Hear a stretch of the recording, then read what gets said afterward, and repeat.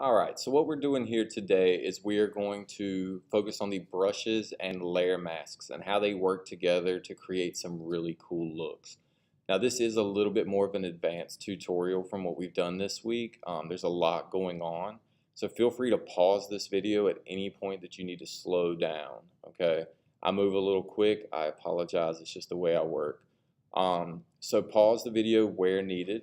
Additionally, if you want to make this with your own image, you are more than welcome to do that. You will just need to find an image that kind of matches the one that we have. It'll have to be belt up, showing your whole upper body, and the more color you're wearing at the time, the better this is going to look in the long run. So in today's classroom, you will notice that I have an image called Stylish Boy JPEG. If you click on that, it'll download.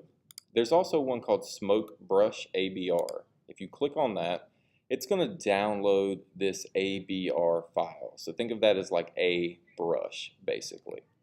So when you click on that, it's going to show up down here.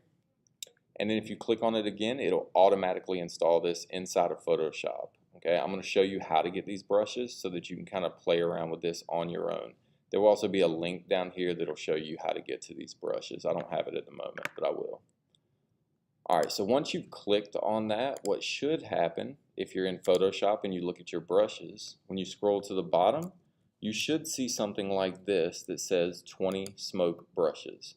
If you don't see it, double click on it again, it should show up.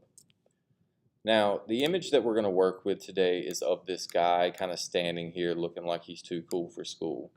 Feel free to alter this or have your own image here, okay? But if you want to keep up with me, this is the image that we're working with.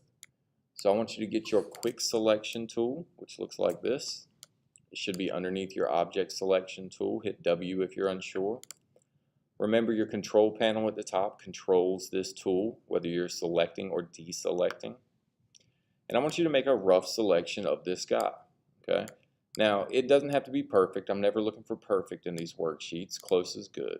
There are going to be some spots like the sleeve that are a little difficult to select, and specifically the front of his face because he's facing the sun and he's got these white pillars behind him. It's going to be a little difficult to select, and you can see it's hard to get that upper lip, but do as best you can here. Now, this is typically a no-no in this class, but we are going to do a little destructive editing here. So I want you to unlock the background layer just by clicking on that lock. And then we're going to delete all the pixels around him. Now, if I hit delete right now, you see it deletes him. So I want to select the other stuff around him. So I'm going to go up to select, and then I'm going to inverse. Select inverse. That'll select everything but him, so that when I hit delete, it's just him left. Now that is a destructive edit. If you look over here in the control or in the layers, you can see that there is no layer mask, and you see a checkerboard pattern behind him. Once I save this document and open it up tomorrow, there's no saving it. It's gone. All those pixels are done. So to edit him, I'm going to flip him around. So I'm going to go to Edit, Transform, and I'm going to go to Flip Horizontally. Edit, Transform, Flip Horizontally, so that he's facing the other direction. But I'm going to leave him where he is. There's a little space to the left, but not a lot. A lot of space to the right. Now, on your right, I need to add a background to him. So I'm going to hit this adjustment layer, and I'm going to go to where it says gradient. So the adjustment layers have all kinds of things to change colors and little things, but it also has solid colors and gradients for your background. So this is another way to add a whole color to your background. So when I hit gradient, this is what it's going to look like. Now yours may be different depending on what gradient came in automatically, but this is mine. So I'm going to click right here on the actual color, not this arrow, but on the actual color here. And I'm going to scroll down until I see the word Basics. I'm looking for the Basics folder. And I'm looking for that black and white gradient. When you click on that, your dude will disappear. Just hit OK. So this is the option I need, the gradient fill option. And I'm going to do some different things to this gradient. This is a linear gradient, meaning it makes a straight line of color from one to the next, white to black in a straight line. I want to go to radial so it does it in a circle out of the middle. I'm also going to hit reverse so that it's white in the middle and black to the outside. And last, I'm going to change the scale on this to be bigger because I don't want to see that solid black on the outside. I'm going to go to about 300%, and I'll notice that it goes gray to the outside, but stays kind of white in the middle. Hit OK. Now, the problem is this gradient fill is above our guy. So I'm going to drop it below, notice that blue line, and that'll put him on top of that gradient. Rename this guy to original, and you can just do that by double clicking slowly on that name, or if you click on it quickly enough, it'll come up and ask. And then I need to make a duplicate of this layer. So instead of just leaving the original, I'm going to hold Command J. Hold Command, tap J, and that'll duplicate him. I'm going to name this top layer. So that's going to be my top image. Alright, so you may not have noticed anything happen there, but there are two of them there now. Okay? So what we're going to do is we're going to do something kind of awkward here and kind of weird. It's a little hard to explain right off the bat, but you'll get the hang of it. First, in the layers, I'm going to make this layer invisible. I don't want to be able to see the top layer. And I'm going to select the original layer. Now, Photoshop has all kinds of tools that allow you to make adjustments that aren't necessarily directly in Photoshop. So I'm going to go up here to Filter, and I'm going to go to the word Liquify. And when I do that, you're going to see your whole user face change. You see it's very different looking now. Now what I want to do is I'm going to come over here to the left, and I want to make sure I have the right tool. Should be this smudge tool, this forward warp tool at the top. And I can change my brushes just like I could before, using the brackets to the right hand side of the letter P. That'll make the brushes bigger or smaller. Now this is going to look funny, but what I'm going to do is I'm going to take this brush and I'm just going to stretch the side of his face like this. I'm going to do it all the way down on his clothes. I'm going to do it with a small brush to start with, and as I get further away from him, I'll start to use a bigger brush. What I want to avoid are gaps, like you can see right here between the orange and the skin tone. I want to avoid gaps in this. I want to make sure that all this color is moving. And the more color, the better. So I don't really want a lot of black if I can help it. I don't really want a lot of white if I can help it. So I want these oranges, I want these reds. Now when you hit a certain stage like this, and it kind of has gotten stretched about as good as you're going to get to an extent, I'm going to make my brush bigger. And then I'm going to pull more color as I go. So this looks awkward. I agree. Don't get me wrong, it's a little weird looking. But you'll see where I'm going with this in just a few minutes. So keep on stretching, keep on stretching. And again, you can make your brush bigger so you can make bigger stretches. So you see how I've avoided that black of his hair a little bit. I've tried to keep the orange of his shirt, his arm, that skin tone, and I want to fill in this whole right side. Alright, so when I've got it like that, filling in this whole area, I'm going to hit OK. Oh my God, what a mess. No, it's fine. So what we're going to do is we're going to use that as our smoke layer, and I'll show you how to do that.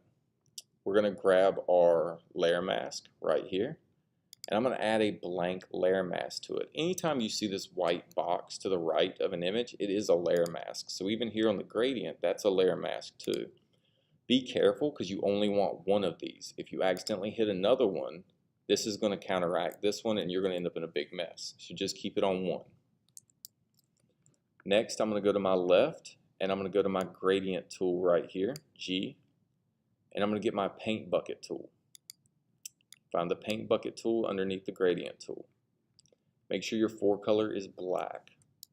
And what I'm going to do is I'm just going to click one time in the middle of this document. He's going to disappear, but he doesn't. He's just covered up by that dirty layer mask. That layer mask blocks all of him. Okay? Now, click your other guy above and bring him back. Let's add a blank layer mask to him here. So you got a white layer mask on your top layer and a black one on your bottom layer. Remember, black means invisible, white means visible. So because this is white, I can see this guy. Because this is black, I can't see this guy. So I want to make sure I have this selected. Notice the brackets bouncing back and forth here. The brackets at all time need to be on one of these two layer masks. Okay? So I'm going to start with this one on the black layer mask. I'm going to get my brush, B for brush, and I'm going to go up to the top and I'm going to choose one of those smoke brushes. So I'm just going to click on this first one. Now when you do that, you're going to notice this extra large brush come up. That's not exactly what we want. We want it a little smaller than that. So about like that, so it fits the top to bottom of this screen. And then right here, you'll notice a directional compass. So notice this is going straight up and down right now. If I direct that compass to be left to right, notice it goes left to right. Okay? Now, I want your brush to look like mine. I want it to go from him to the edge of the document. Okay? About 1400 pixels. Next, I need to make sure my colors are selected properly. So because we're trying to make things visible now, white needs to be my main color. So I'm going to take that white brush and I'm going to hover right here behind him and I'm going to give one, maybe two clicks without moving my mouse. And you'll see that smoke show up. Now I'm going to get a different smoke brush because if you do this with the same brush over and over again, it starts to look very repetitive. And I'll show you what that looks like. So if I click here again, and then here again, and here again, you can see it's very clearly the same brush, and it looks a little sloppy. So I just want one brush for each click. So I'll change my brush again, I'll rotate it, I'll change my size again. Feel free to change the sizes as you want. And I'm going to click one more time. I should only have about 5-6 clicks on this total. It shouldn't be a lot because if you do too much, it starts to look a little overwhelming. So don't have too many brushes going on. I'm going to do one large one kind of over the top here. Bam. So he's smoky. Now you can see what that's doing if you look in your layer masks. You now have these little white smudges that are the smoke. And that's showing these pulled areas of that image in that white that we see here. So let's do the reverse. Let's click on this layer mask and go back to our original guy. Now, if you're looking at this, one of the things you can clearly see is wrong is that his edge is so perfectly cut out. So what I'm going to do is I'm going to get some small brushes here. And I'm just going to do some small clicks on him with a black brush. So make sure you change it to black. And I'm just going to do some small clicks with the same brush down. And then I'm going to change smoke again, rotate again, change the size again. And I'm going to do the same thing again until he kind of gets a faded look on the right hand side. Don't worry too much about using the same brush again because you should go back and kind of go over these pretty heavily so that it looks right. So you can see here he's starting to fade out on the right. And then when I've got like a couple that look neat here, I'm going to find one and I'm going to make it much smaller. And I'm just going to kind of click a lot here to kind of give him that faded look. What I don't want to see is a very hard line edge of his arm here. I want to make it look like he's fading directly into that smoke. So you see I'm giving more clicks here. And the other brushes should kind of block this. If you notice that it's starting to repeat a lot, just change your brush again and go small again. And there you go. A little bit more on that hat. Alright, so I'll jump this brush up just a little bit and give him one more hit, just kind of in his body a little bit. And bam. That's got a nice look to it, right? So he's nice and faded in. He's floating in the smoke. Think of the Avengers snap. You could do the same thing with dust particles or anything that you really wanted to. The last touch we're going to add over here is I want you to click on this half black, half white circle again, this adjustment layer, and I want you to go to photo filter. Now with the photo filter in your properties, you're going to see options for different filters, whether it be cooling or warming filters or different things you can do. I want you to experiment with these. Remember that he's wearing warm tones, oranges, reds, skin tones. These are all very warm tones. So by adding a cooling tone, it looks a little funny. But if you add a warming tone, it really helps to pop out this image. So I'm gonna go to an orange. I'm gonna pump up my density a little bit so it's a little brighter. And bam, he's looking good. Now, if you've got what I've got here and it looks as good as mine, screenshot. Shift-Command-3 on Macs. PC, you're gonna have to look it up yourself. But this should give you a very cool, very neat, very simple little look. Now the last thing I want to show you is this website. So if you go to Brush EZ, and again there'll be a link inside of this assignment to it, assuming it'll work here, Brush EEZY, and let's see, free Photoshop brushes. There's all kinds of free Photoshop brushes out there for you to use. So if I want lightning brushes, I can type in the word lightning.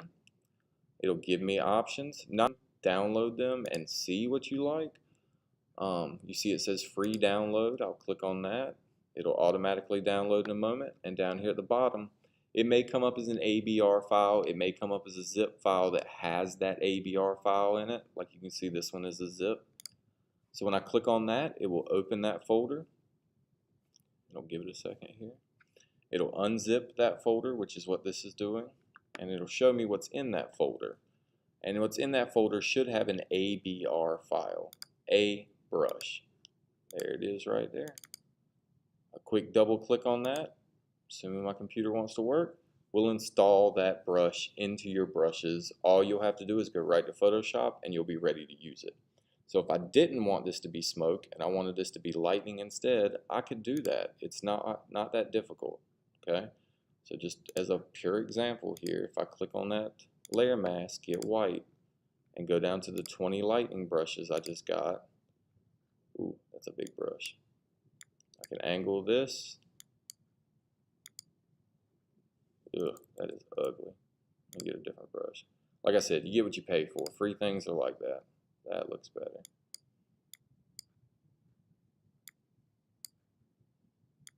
There's my little lightning. Okay. So what I want you to do is experiment, download a bunch of brushes so that tomorrow you're ready for your shoe assignment and you're ready to kind of doodle out. So again, if you're here, take a screenshot, turn it into today's classroom. Thank you for listening. Have a good day.